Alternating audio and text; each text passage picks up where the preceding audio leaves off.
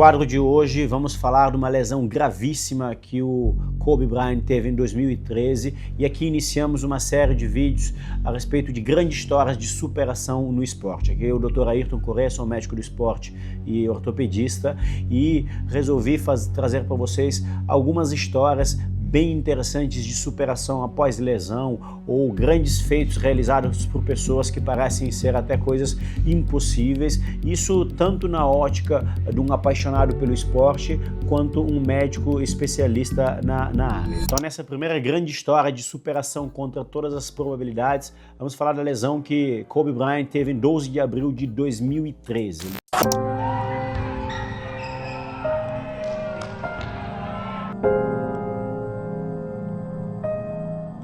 Teve uma lesão grave, que é uma ruptura de tendão de Aquiles e que por muitos é apelidado como exterminador de carreiras na NBA, né? Porque é uma lesão grave e essa lesão de um tempo muito extenso de recuperação para voltar para as quadras, e ele teve isso aos 34 anos, após 16 temporadas na NBA, após 80 jogos na temporada regular. Foi num jogo, faltava 3 minutos para terminar o quarto do jogo contra Golden State e ele acabou rompendo o tendão de Aquiles. E foi num movimento de arrancada em que ele deixa a perna esquerda de apoio, ele vai tentar dar uma arrancada e ele sente o estalo. Inclusive, ele fala que ele sentiu como se fosse alguém dando um chute nele. I was thinking like, I don't know if I can do this. Dude, Wow. Achilles were like the kiss of death Yes. in athletes. Like, Yes. I don't know if I can do this. I don't know. There's so many factors. There's the surgery that has to take place. The surgery has to go well, right? And then it's a tendon. I'm not dealing with anything that's muscular or things that I can control. I can't control a tendon. You know what I'm saying? So like, I don't know. And then thinking about what that process of recovery is going to look like. It's a long one. Do I want to do that shit? I don't. É o que a gente escuta muito frequentemente dos pacientes do consultório que tem ruptura de tendão de Aquiles, que é: doutor, eu senti como se alguém tivesse me dando uma pedrada e eu olhei, eu estava praticamente, a maior parte dos casos, a pessoa ela cai sozinha e acabou tendo essa lesão. E no dia seguinte, o Kobe Bryant acabou sendo submetido ao tratamento cirúrgico. Então, falando da ruptura de tendão de Aquiles, por que ela é tão grave, principalmente em atletas? Pra vocês terem noção, a ruptura de Aquiles, quando você vê em relação da epidemiologia, é mais comum, inclusive em pessoas que praticam esportes de forma recreacional. Então o cara que vai jogar futebol no final de semana, o cara que tentou pular um muro e que acabou rompendo o tendão de Aquiles, é mais comum em homens, mais ou menos a partir dos 30, 40, 45 anos, e essa lesão ela pode ser tratada de forma conservadora. O que é isso? Tratar-se apenas no gesso, sem precisar operar, quando são lesões menores ou quando não é uma pessoa que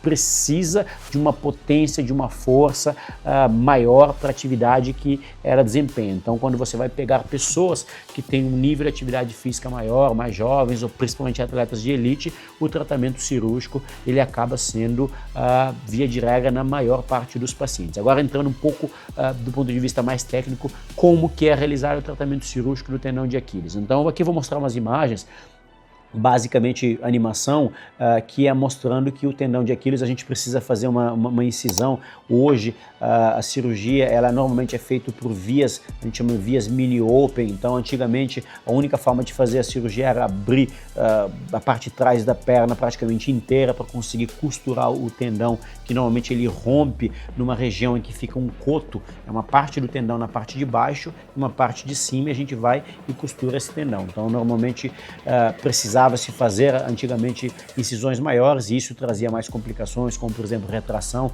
Então eu já tive paciente que eu já operei um lado e que ele tinha cirurgia do outro lado, ele falou: doutor, esse lado realmente teve uma recuperação bem mais difícil, porque na época foi utilizada a técnica cirúrgica mais antiga, e hoje quando a gente faz técnicas mini open a gente consegue fazer um reparo bom do tendão sem precisar agredir tanto aquela região, de forma que esse tendão ele seja costurado de novo. Então essa lesão ela é mais comum numa determinada região do tendão, que é uma região que tem um suprimento sanguíneo, uma vascularização pior. Então essa lesão ela normalmente ela acontece num tendão que já é um tendão doente. Então, um tendão doente é um tendão que já sofre de um processo de tendinose. O que é tendinose? É uma degeneração do tendão que vem com o tempo, mas também vem com a atividade que a pessoa faz. Então, pessoas que acabam precisando de realizar atividades, jogar futebol, atividade que tem mais corrida, mais impacto, acaba se submetendo a maior risco. E aí que entra a questão do basquete, né? Pra vocês terem noção, o basquete ele é responsável praticamente por 47% dos casos da ruptura de tendão de Aquiles nos esportes. Pra vocês terem noção, o segundo esporte que mais tem ruptura de Aquiles é o tênis, que chega mais ou menos a 13%. Por quê? Porque, obviamente, o basquete se alia o fato desses atletas serem atletas extremamente altos, com um peso maior, que tem uma impulsão, uma potência no movimento muito grande e que a atividade deles faz um estresse crônico nesse tendão por muito tempo e, obviamente, que quando você chega, esses atletas chegam, no caso do Kobe Bryant, aos 34 anos de idade, que é um atleta que jogava praticamente quase todas as partidas e praticamente quase todos os quartos inteiro, ele acaba se submetendo a um risco maior dessa lesão, mas como eu sempre falo, a lesão ela faz parte do esporte. Então o Kobe Bryant ele operou e no dia seguinte, no dia 13 de abril, e ele assim iniciou a reabilitação. E a reabilitação dele, ele no caso, nos vídeos, nos documentários, dá para ver que ele ficou com uma imobilização durante algum tempo e depois de um mês o médico dele foi tirando os pontos e liberando mais a mobilização desse tornozelo, e a gente sabe que hoje que a reabilitação de forma mais precoce é fundamental para um resultado melhor. Então, um dos grandes fatores que levam os atletas a terem resultados muito bons em reabilitação de doenças até mais graves é o fato de conseguir uma reabilitação de forma mais precoce e um acompanhamento contínuo desde o dia em que ele acaba tendo a lesão, né? Então o Kobe Bryant, depois de 4 meses, ele já estava começando a correr, mas aí entra uma estrutura diferente, né? Então aqui eu vou mostrar para vocês uma imagem em que ele está correndo numa câmera de gravidade que controla a gravidade, e isso faz com que ele consiga correr dentro de uma estrutura que diminui, inclusive, a pressão que o próprio peso do corpo dele faz durante essa mecânica da corrida. E isso é importante porque você vai fazer com que esse atleta ele consiga reproduzir o movimento da corrida, mas sem submeter a tanto risco. Porque após uma cirurgia dessa de tendão, se você tensionar muito o tendão, ele acaba aumentando o risco de você ter uma reruptura, né? E para além desse risco da reruptura, a musculatura ela fica atrofiada. Então vou mostrar para vocês aqui imagens, inclusive de pacientes meus, em que a gente vê que essa atrofia, mesmo reabilitando muito precoce, você vê que a musculatura ela já começa a ficar, depois de algumas semanas, mais atrofiada em relação ao lado que não teve a lesão, e que a mobilidade mais precoce e a reabilitação mais precoce faz com que esse meu paciente ele consiga sim ganhar movimento de forma mais rápida, visto que os pacientes que demoram mais tempo para fazer a reabilitação, o tornozelo fica mais duro, demora para ganhar a mobilidade, demora para ganhar a força, e a questão é mobilidade, é força, aqui é fundamental exercícios de equilíbrio. Então, principalmente para o atleta que faz atividades específicas, você não precisa só de força, de mobilidade, você precisa de ter equilíbrio, troca de direção, potência no movimento, e esse trabalho específico, obviamente com uma equipe de fisioterapia bem feita, ele é um dos ingredientes para o sucesso. E o Kobe Bryant, curiosamente, em agosto de 2003, ele já fazia esse trabalho, e em outubro, uma das